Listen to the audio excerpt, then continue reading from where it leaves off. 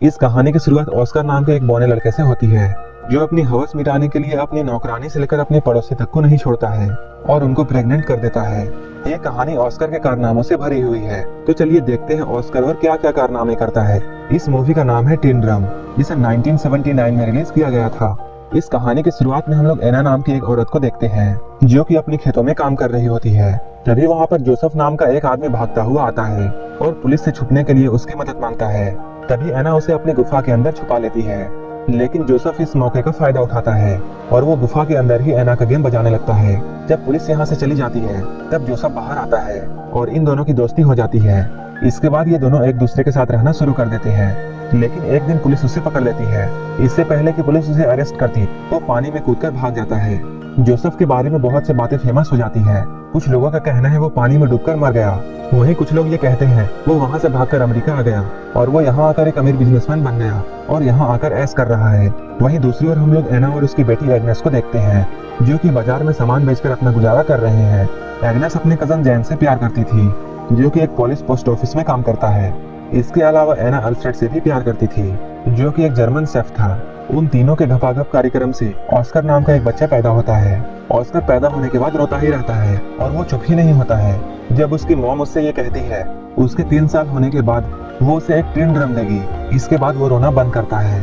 अपने 3 साल होने के बाद जब ऑस्कर ने अपने जन्मदिन में लोगों को शराब पीते हुए और कुत्ता डांस करते हुए देखा, तब वो डिसाइड करता है कि वो कभी बड़ा ही नहीं होगा और अपने इसी काम को पूरा करने के लिए वो सीढ़ियों से कूद जाता है। इसके बाद से अब ऑस्कर हमेशा के लिए 3 साल का ही रह जाता है। वो हमेशा अपने ड्रम को अपने साथ रखता है और जब भी कोई उससे उसकी टूटी हुई ड्रम लेने की कोशिश करता है, वो इतना जोर से चिल्लाता है कि वो अपनी आवाज से कांच को भी तोड़ देता है।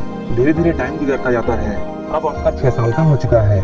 ऑस्कर ना ही बड़ा हो रहा था और ना ही वो अपने टूटे हुए ड्रम को अपने से अलग करता था, और जब भी कोई उससे उसकी ड्रम को छीनने की कोशिश करता, तब वो अपनी आवाज से कांच तोड़ देता था। ऑस्कर के इस पावर को देखकर सारे डॉक्टर हैरान थे, लेकिन उसकी मॉम और उसके परिवार को ये जानना था कि ऑस्कर क्यों बड़ा नहीं हो रहा है। हम लोग देखते हैं एग्नेस हर थर्सडे को ऑस्कर के साथ शहर जाती थी और वो ऑस्कर को एक दुकान पर छोड़ देती थी। इसके बाद वो जैन के पास जाती थी और वहां जाकर वो जैन के साथ भयंकर घपाघप करती थी। लेकिन एक दिन ऑस्कर को अपनी माँ के कान के बारे में पता चल जाता है। ऐसा करते हुए कई साल बीत जाते हैं और अब ऑस्कर 12 साल का हो चुका है। एक दिन ऑस्कर अपने मॉम डैड के साथ सर्कस देखने के लिए जाता है, जहाँ वो कुछ बौने लोगों को परफॉर्म करते हुए देखता है। उन बौनों को देखकर ऑस्कर के मॉम डैड को ऐसा लगने लगता है कि शायद ऑस्कर भी एक बौना है। सर्कस खत्म होने के बाद ऑस्कर बेब्रा नाम के एक बौने से मिलता है, जो कि ऑस्कर के इस टैलेंट को देखने के बाद उसे अपने सर्कस में काम करने के लिए ऑफर देता है। लेकिन तभी ऑस्कर के मॉम डैड वहां आ जाते हैं और वो ऑस्कर को अपने साथ ले जाते हैं। इससे कुछ दिनों के बाद हम देखते हैं ऑस्कर की माँ ऑस्कर को जिस दुकानदार के पास छोड़कर जाया करती थी, वो दुकानदार भी धीरे धीरे एग्नेस से प्यार करने लगा था।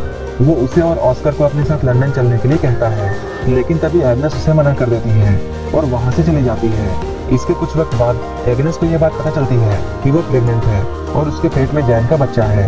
इस बात से एग्नेस बहुत परेशान हो जाती है और अपने टेंशन की वजह से वो बहुत सारी मछलियाँ खा जाती है, जो कि उसे खाना बिल्कुल पसंद नहीं था। वहीं उसके पति अल्फ्रेड को इस बात से कोई भी फर्क नहीं पड़ता है कि एग्नेस के पेट में किसका बच्चा है, और वो एग्नेस को सिर्फ खुश देखना चाहता था। लेकिन ऑस्कर के पैदा होने के बाद एग्नेस को कभी भी खुशी नहीं हुई, इसलिए वो अपने इस बच्चे को पैदा करना नहीं चाहती है और बहुत ज्यादा मछलियाँ खाने की वजह से उसे फूड पॉइजनिंग हो जाती है और उसकी मौत हो जाती है।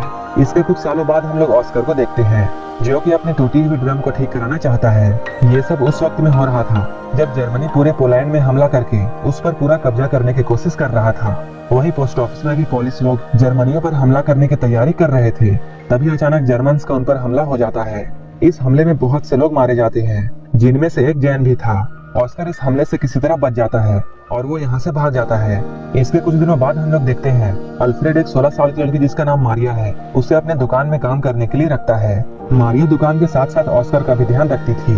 धीरे धीरे ऑस्कर को मारिया से प्यार होने लगता है। ऑस्कर की उम्र भी मारिया जितनी ही थी, लेकिन मारिया को इस बात पर यकीन नहीं था और वो ऑस्कर को अभी भी बच्चा मानती थी। जब एक रात अल्फ्रेड किसी काम से शहर से बाहर जाता है, तब वो मारिया के बेड के पास जाता है और वो एक चूहे की तरह उसके कंबल में घुस जाता है और घपाघप करने लगता है। मारिया को भी ऐसा करने में अच्छा लगता है, इसलिए वो ऑस्कर को नहीं रोकती है। धीरे धीरे ऑस्कर उसके और भी करीब आने लगता है, लेकिन अचानक एक दिन उसे ये बात पता चलती है कि मारिया का अफेयर अल्फ्रेड के साथ चल रहा है और मारिया अल्फ्रेड से बहुत प्यार करती थी, लेकिन अल्फ्रेड सिर्फ उसका यूज कर रहा था। मारिया इस बात से बहुत ज्यादा दुखी होती है और वो रोने लगती है। इस मौके का फायदा उठाकर ऑस्कर उसके पास आता है और उसे संभालने की सोचता है, लेकिन मारिया को बहुत गुस्सा आता है और वो ऑस्कर को बौना कहकर उसके पिछवाड़े पर लात मारती है। कुछ महीनों बाद हम लोग ये देखते हैं कि मारिया अल्फ्रेड के बच्चे की मां बनने वाली थी और ऑस्कर उस बच्चे को मारना चाहता था, लेकिन मारिया ऐसा होने नहीं देती है। कुछ दिनों बाद मारिया एक लड़के को जन्म देती है। उस बच्चे को पाकर सभी लोग बहुत खुश होते हैं, लेकिन ऑस्कर ये सब देखकर बिल्कुल भी खुश नहीं था, क्योंकि उसे ऐसा लगता था जैसे वो बच्चा उसी का है।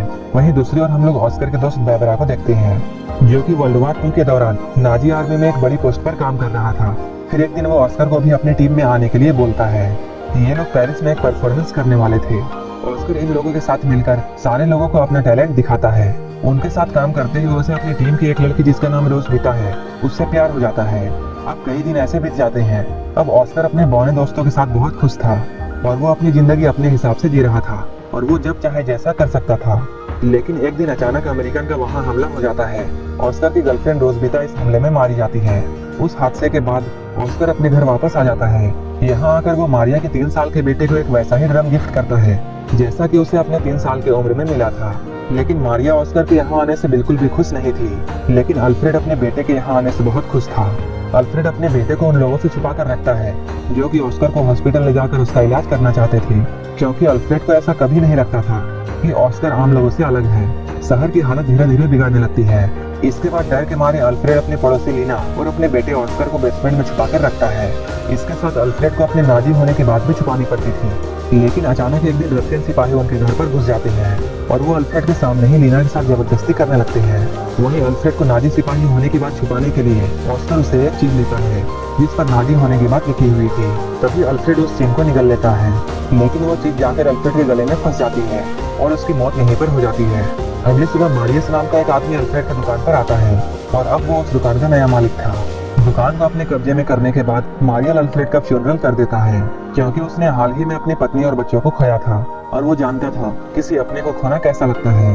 अल्फ्रेड के मरने के बाद ऑस्कर को भी ये बात समझ में आ जाती है कि अब उसका इस दुनिया में कोई नहीं है। इसके बाद ऑस्कर फिर से ये डिसाइड करता है कि अब वो बड़ा होगा। इसके बाद ऑस्कर अपने ड्रम को भी अल्फ्रेड के साथ दफना देता है, लेकिन तभी कहीं से एक पत्थर आता है और वो सीधा जाकर ऑस्कर के सर पर लगता है, जिसकी वजह से ऑस्कर वहीं पर बेहोश हो जाता है।